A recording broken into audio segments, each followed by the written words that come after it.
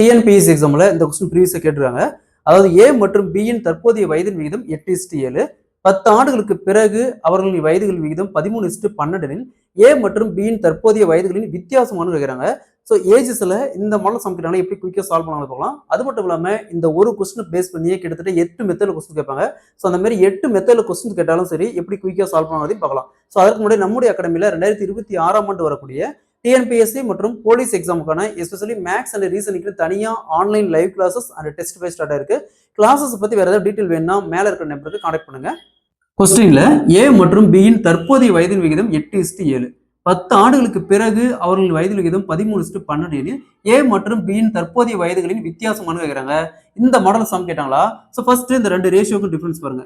அதாவது இந்த ரெண்டு ரேஷியோக்கும் டிஃபரன்ஸ் பார்க்கணும். அதாவது தற்போதைய வயதுக்கும் ஏவுடைய தற்போதைய வயதுக்கும் அதே மாதிரி ஏவுடைய 10 வருஷமோ 20 வருஷமோ அதுக்கப்புறம் வர வயதோட ரெண்டு ரேஷியோக்கும் டிஃபரன்ஸ் பார்க்கணும். ஸோ அப்போ 13ல் 8 போச்சுன்னா டிஃபரன்ஸ் 5. அதே மாதிரி இங்கே 12ல் 7 போச்சுன்னா டிஃபரன்ஸ் 5.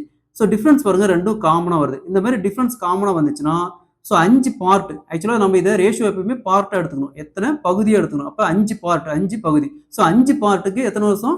10 வருஷம். அப்போ ஒரு பார்ட்டுக்கு 10 அப்படியே 5ஆல் கேன்சல் பண்ணா 2 வருஷம். ஒரு பார்ட்டுக்கு 2 வருஷம். கொஸ்டின்ல ஏ மற்றும் பியின் வயதுகளின் வித்தியாசம்னு கேட்குறாங்க.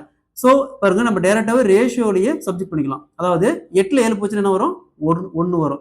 ஸோ ஒரு பார்ட்டுக்கு 2னா அப்போ ஒரு பார்ட்டுக்கு 1 × 2 = 2 தான். ஸோ அவருடைய தற்போதைய வயதுகளின் வித்தியாசம் பார்த்தோம்னா 2 option A is the correct answer.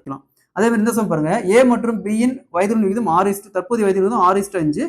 9 ஆண்டுகளுக்கு பிறகு அவர்கள் வயதின் விகிதம் 9:8 எனில் ஏயின் தற்போதைய வயது கேட்கிறாங்க. இதே மாதிரி இந்த சம் சால்வ் பண்ணி ஆன்சரை கமெண்ட்ல போடுங்க.